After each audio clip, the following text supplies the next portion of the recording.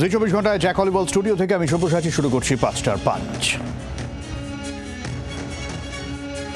পাঁচটা পাঁচ আমি শুরুতেই দেখে নেব, তৃণমূলের প্রদীপ্ত মুখোপাধ্যায় রয়েছেন আমাদের সঙ্গে। আর কিছুক্ষণের মধ্যেই সাথী সেনাপতি বিজেপির তিনি এসে উপস্থিত হবেন। আর অবশ্যই আজকে নবান্ন অভিযানের দিকে নজর রাখবো। বিজেপির তরফ থেকে যদিও কোনো রকম কোনো রাজনৈতিক পতাকা ছিল না, কোনো রাজনৈতিক ব্যানারের অধীনে নয় বলে বিজেপির তরফ থেকে দাবি করা হয়েছিল, সেই জায়গায় দাঁড়িয়ে সাধারণ মানুষ এবং অবশ্যই বিজেপির অন্তত 20-র বেশি বিধায়ক সেখানে ছিলেন আজকে নবান্ন অভিযান ঘিরে।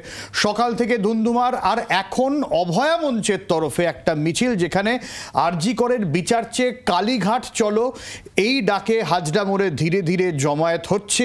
সেই মিছিল এগিয়ে যাবে কালীঘাটের দিকে, ফলে সেই মিছিলের দিকেও আমাদের নাগারে নজর থাকবে, সেই ছবিও আপনাদের দেখাতে থাকবো। তবে শুরুতে অবশ্যই প্রদীপ্তদার কাছে যে প্রশ্ন নিয়ে আসবো, আজকে প্রদীপ্তদা মেয়ের বিচার চেয়ে বাবা মা পথে নেমেছিলেন, সেখানে যদি পুলিশের লাঠির বাড়ি খেতে অন্তত যেরকম অভিযোগ, মাথা অন্তত ফুলে গেছে, অন্তত ক্যামেরায় সেই দৃশ্য দেখা গেছে, তাহলে তো অত্যন্ত দুর্ভাগ্যজনক এটা।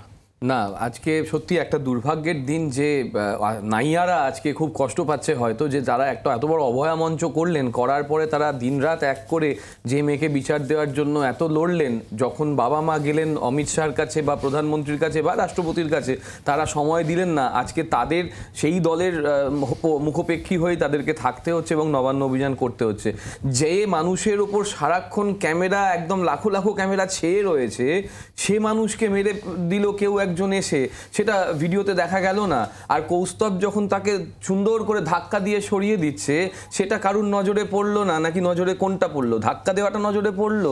আসলে পুরোটাই হচ্ছে ক্যামেরার খেলা। কৌস্তব ধাক্কা দিয়েছে, কৌস্তব ধাক্কা দিয়েছে নিজেকে ক্যামেরার সামনে আনার জন্য। এরা তো ক্যামেরাবাদী লোক, এরা তো মূলত সবসময় ক্যামেরার সামনে থাকার লোক, মানুষের পাশে থাকার লোক না। আর দেখো এই ঘটনা যে হতে পারে, গতকাল কুণালদা খুব পরিষ্কারভাবে বলে দিয়েছেন। ভিড়ের মধ্যে এর বাবা মাকে কিন্তু সাবধানে রাখবেন। এই বাবা মার কিন্তু ভিড়ের মধ্যে আসা ঠিক হবে না।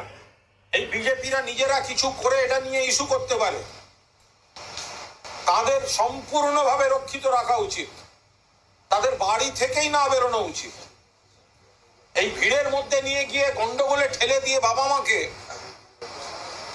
শোকার্ত বাবা মাকে, তাদের আবেগকে বিকৃত করে বিজেপির লোকেরা ধাক্কাধাক্কির মধ্যে ঠেলে দিলে তারপর সব ব্রেকিং চলবে,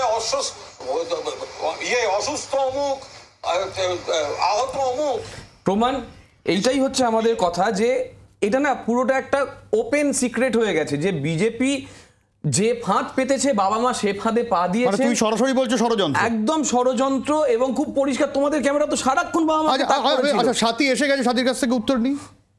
দেখুন, মানে প্রদীপ্তদা বড় বড় কথা বলছিলেন, আজকের দিনটা না সত্যি একটা লজ্জার, এবং বলতে চাই তৃণমূল এই লজ্জার একটা বৃত্ত আজকে সম্পূর্ণ করলো। আজকে বাংলার মুখ্যমন্ত্রী, বাংলার স্বাস্থ্যমন্ত্রী, বাংলার আপনার পুলিশ মন্ত্রী, সেই বাংলার একজন মেয়ে ধর্ষিত হলো, খুন হলো, আর তার বিচার চাইতে গিয়ে সেই বাংলার একজন মা আজকে তার মাথা ফুলে গেল, তাকে মেরে দিল এবং তাকে হাসপাতালে পাঠিয়ে দিল। এর থেকে বড় লজ্জার আর কি হতে পারে বলুন তো? কুণাল ঘোষের কথা বড় বড় বলছে, তিনি বলেছিলেন মুখ্যমন্ত্রী হচ্ছে সারদা কেলেঙ্কারির সব থেকে বড় বেনিফিশিয়ারি। তার কথার কোনো দাম আছে নাকি? তার অডিও রেকর্ড একটা শুনিয়ে দিচ্ছে, এরকম একটা অডিও রেকর্ড এনে শুনিয়ে দিচ্ছে। আজকে দিনটা বাঙালির জীবনে একটা কালো অধ্যায় হয়ে রইল। নিজের মেয়ের বিচার চাইতে গিয়ে মার খেলেন, মরে যেতে পারতেন, পুলিশে মেরেছে, মাও স্পষ্ট বলছে হাতের শাখা ভেঙেছে। শুধু তো তাই নয়, আজকে সাধুদের উপরেও আক্রমণ হয়েছে। আমি যেরকম অডিও ক্লিপ দেখাচ্ছেন, এই ভিডিও ক্লিপ দেখিয়ে দিতে পারি। আরে আজকে পুলিশ ভারতের জাতীয় পতাকার উপর দিয়ে পা মারিয়ে দিয়ে চলে গেছে। উত্তর নেই না, আমি প্লিজ একটু বলবো, সাথী বোন আমার, ও একটু ভিডিওটা দেখিয়ে দিক, যে যেখানে মাকে এরকম পুলিশে মেরেছে সেটা দেখিয়ে দিক। আমিও দেখাতে পারবো। আমি বলছি না মা মিথ্যে কথা বলছে না, আমি আবারও বলছি যে চিৎকার করো না। আচ্ছা, তুমি ভাই দেখাতে পারবে যে মাকে মেরেছে? আমরা তো কালকেই বলে দিয়েছি এই ধরনের তোমরা ষড়যন্ত্র করবে। এটা বিজেপির ষড়যন্ত্র, সম্পূর্ণভাবে বিজেপির ষড়যন্ত্র। চিৎকার চেঁচামেচি করে কোনো লাভ নেই। মানুষের পাশে থাকছো, মানুষের জন্য করছো, কিন্তু আজকে আমার খুব খারাপ লাগছে দুজনের জন্য। একজন তোমাদের সাংসদ যিনি অসুস্থ হয়ে রয়েছেন, গো ব্যাক শুনেছিলেন, মনে পড়ছে বোন সেই কথা?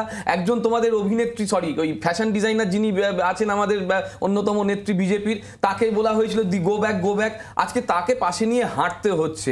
আচ্ছা তুমি বলো তো বোন, যে তুমি আজকে এত কাঁদছো, এত তোমার চিন্তা হচ্ছে, অমিত শাহের চিন্তা চিন্তাটা কেন হয়নি, কেন প্রধানমন্ত্রীর চিন্তা হয়নি, কেন আমাদের দেশের যিনি রাষ্ট্রপতি তার চিন্তা হয়নি যে এই মা বাবা তো তার কাছে দেখা করতে গেছেন হাত জোর করে বিনীতভাবে।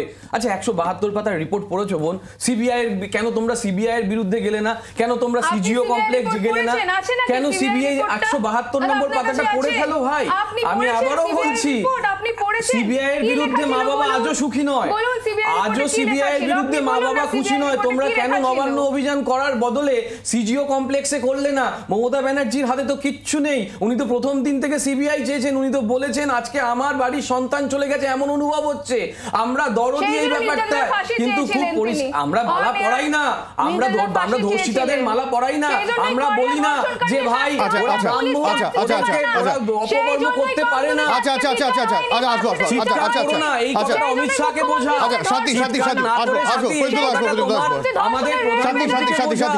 চিৎকার না করে তুমি ওই শুভেন্দু অধিকারীকে বোঝাও।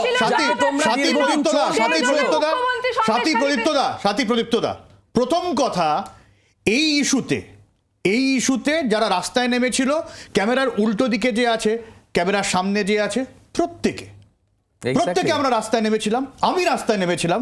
ফলে এই ইস্যুতে চিৎকার চেঁচামেচি প্লিজ করো না, তোমরা প্রত্যেকেই নেমেছিলে। আই হোপ আমরা রাস্তায় নামার পরে কি দেখলাম, এই যে সাথী বিচারের দাবিতে মিছিল, কি বিচার, কার বিচার চাইছে, কি চাইছে বিচার, দোষীদের শাস্তি, কারা কারা দোষী সেটা নিয়ে তো একটা ন্যারেটিভ সেট করা হলো, আমরা বিশ্বাস করলাম, রাস্তায় নামলাম, তারপর কি হলো, একজন মাত্র সিবিআই বলে দিল যে আপনার কথা মতো আমি দোষী ঠিক করতে পারবো না, কারণ প্রমাণ নেই, সাপ্লিমেন্টারি চার্জশিট নেই।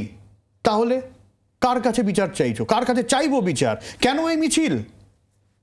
সাথী দেখুন, প্রথম কথা, এটা প্রাইমারি চার্জশিট ছিল, যেটা আপনিও বললেন, সাপ্লিমেন্টারি চার্জশিট সিবিআই এখনো দেয়নি। এক বছর সিবিআই হ্যাঁ দেবে কি দেবে না সেটা তাদের ব্যাপার। প্রথম কথা, আমরাও এটা চাই খুব দ্রুত বিচার হোক, কিন্তু যে রাজ্যে বারবার করে, তারপরেও তো 1 বছর কেটে গিয়েছে, কসবা হয়েছে, আরো নানা জায়গায় আমরা দেখতে পেয়েছি একই ধরনের ঘটনা ঘটছে, রিপিটেশন হচ্ছে।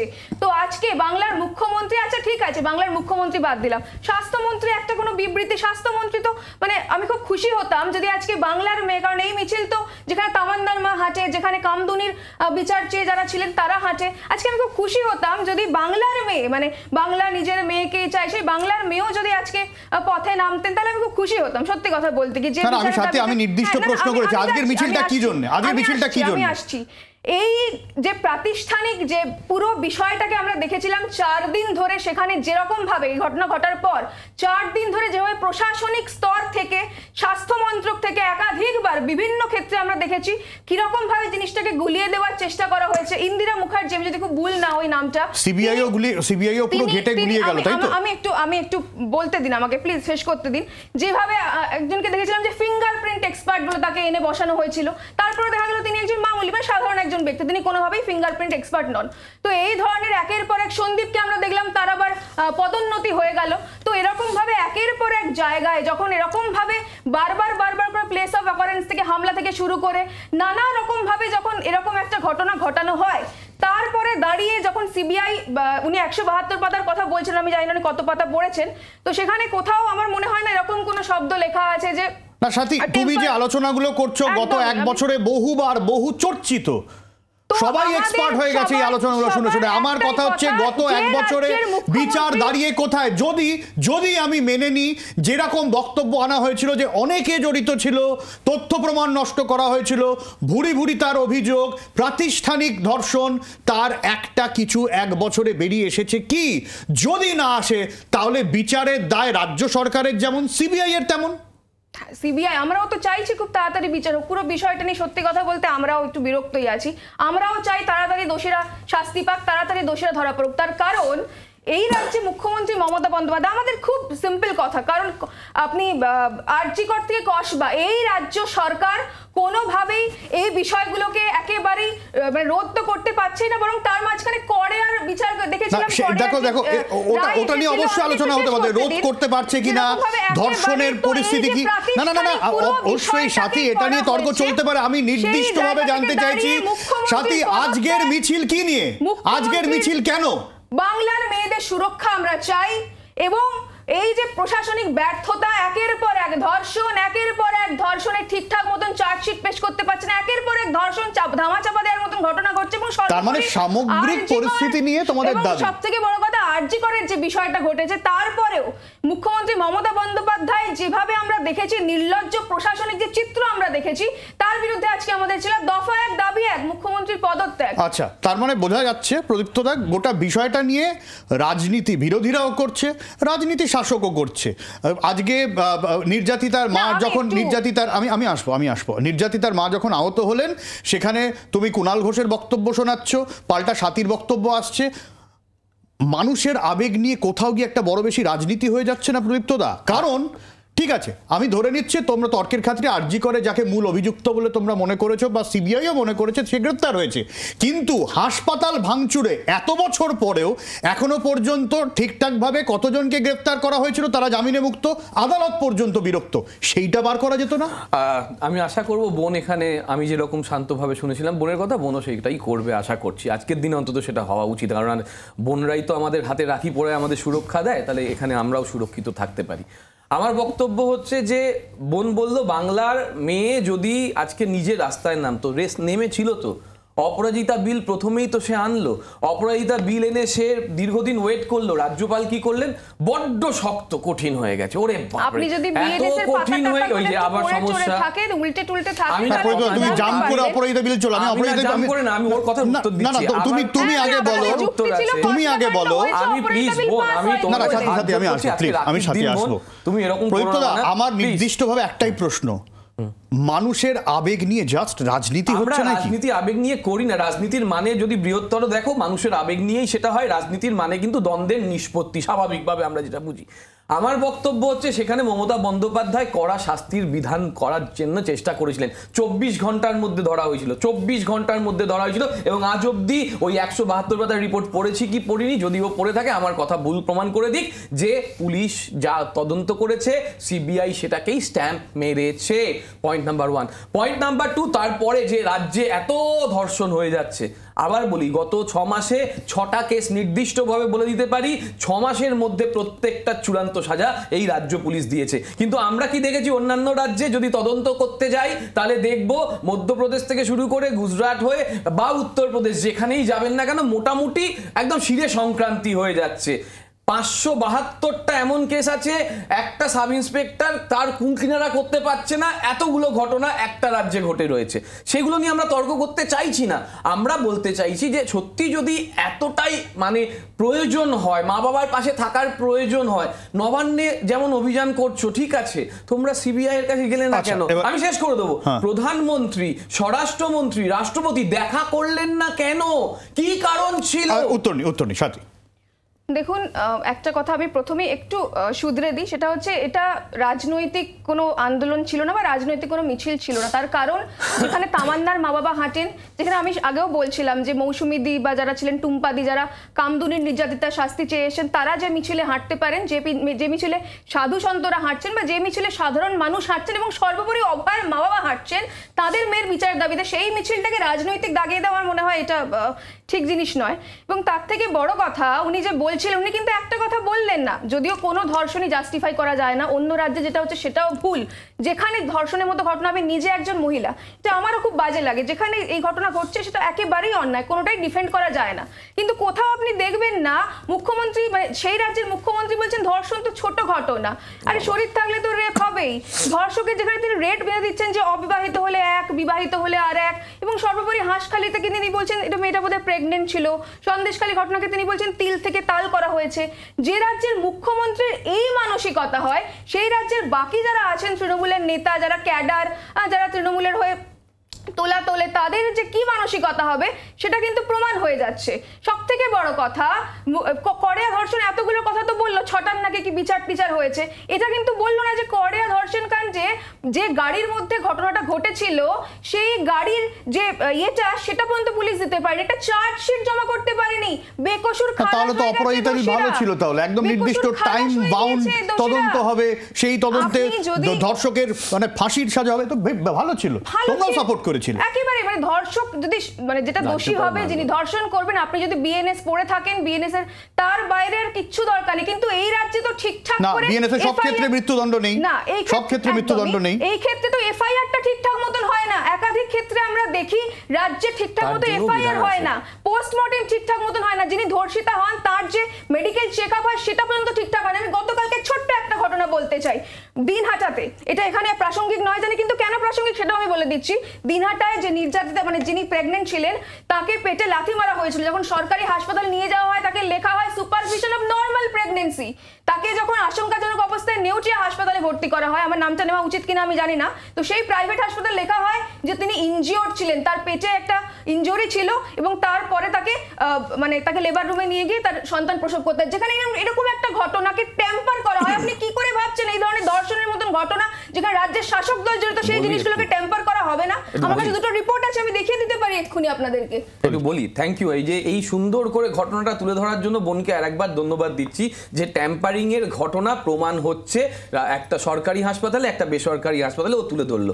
কিন্তু পিএমআর যাদের সামনে হলো 9ই আগস্টের ঘটনার, পিএমআর যাদের সামনে হলো, যারা পিএমআর এ উপস্থিত ছিল, যে জুডিশিয়াল ম্যাজিস্ট্রেট যে কোনো দলের হয় না, এবং সেই জুডিশিয়াল ম্যাজিস্ট্রেটের সামনে পিএমআর হলো, ইনকোয়েস্ট হলো, সেটা নিয়ে কিন্তু সিবিআই কোনো দ্বিমত করতে পারেনি বোন। সেখানে কিন্তু তারা সেই তাদের মতকে স্ট্যাম্প করেছে, সেখানে কিন্তু রাজ্য সরকারের কোনো মত ছিল না, সেখানে তারা জুডিশিয়াল ম্যাজিস্ট্রেট দিয়েছিল যারা ইনকোয়েস্ট করেছিল। সেখানে কিন্তু ওই সমস্ত জুনিয়র ডাক্তাররা ছিল, যাই জুনিয়র ডাক্তাররা আন্দোলন করে একটা অপরাজিতা ফান্ড তৈরি করেছিল।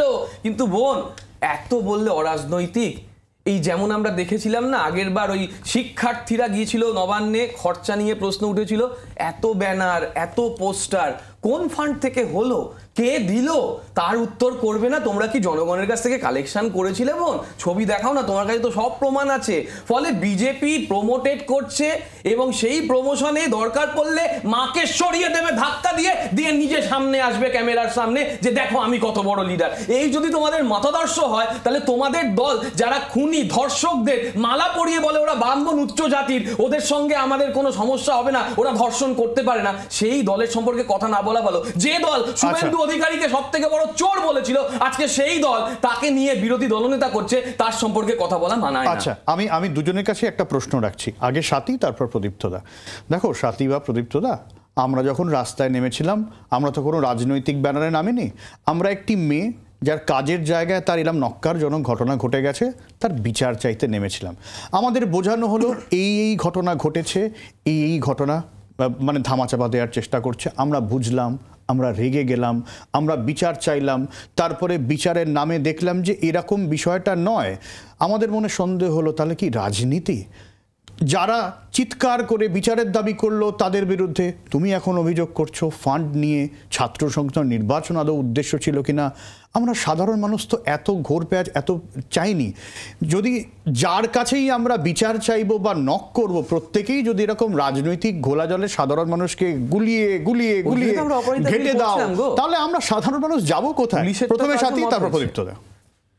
না দেখুন, বিচার তো মানে আমি যদি সব রাজনৈতিক ট্যাগ ব্যানার যার যা গায়ে আছে সেটা বাদও দিয়ে দিই, আমি একজন মহিলা এবং আমিও চাই এই বিষয়টার ঘটনার একটা পুরোপুরি মানে একেবারে পূর্ণাঙ্গ বিচার, যেরকম আমরা নির্ভয়ার ক্ষেত্রে দেখেছিলাম সেরকমই শাস্তি হোক। আমরাও তো বলছি, আমি তো সিবিআই এর মুখপাত্র নই বা আমি তো ওই জুনিয়র ডাক্তারদের মুখপাত্র নই, কাজে আমি সেটার দায় আমার নয়, আমি সেটা নিতে পারবো না। সিবিআই তার মতন তদন্ত করছে, এটা একটা কোর্ট মনিটর, যতদূর আমি ভুল না হই কোর্ট মনিটর তদন্ত চলছে। তারা প্রিলিমিনারি একটা চার্জশিট দিয়েছে, সাপ্লিমেন্টারি বাকি আছে, দেবে না সেটা তাদের ব্যাপার।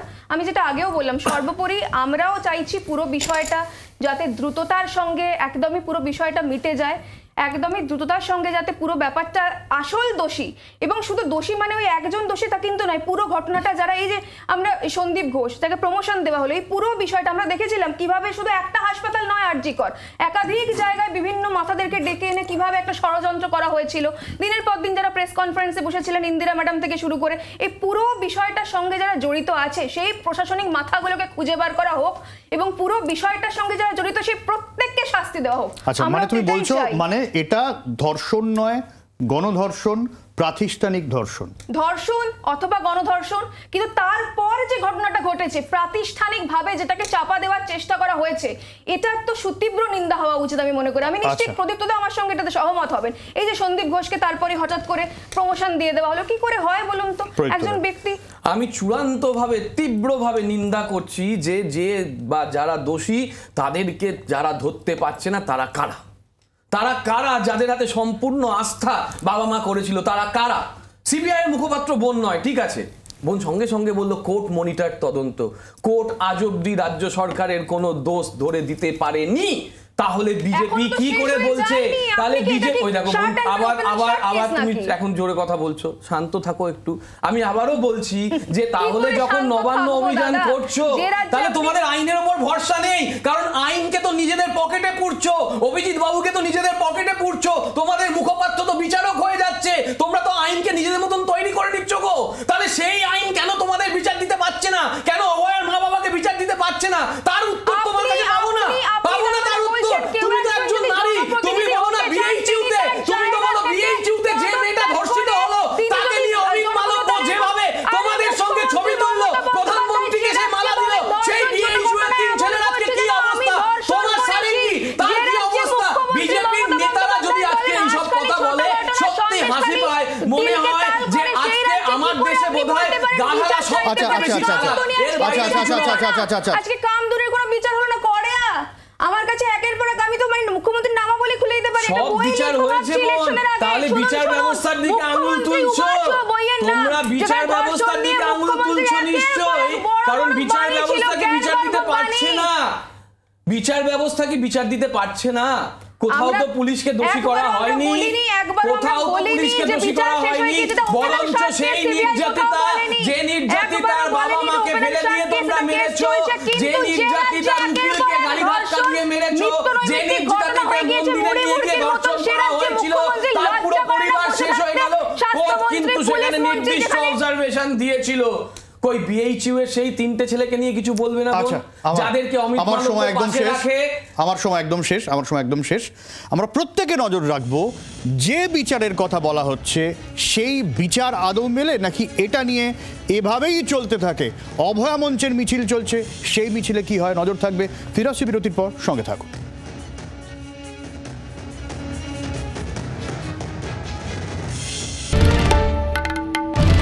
বাংলার আওয়াজ, বাঙালির আবেগ, জি 24 ঘন্টা।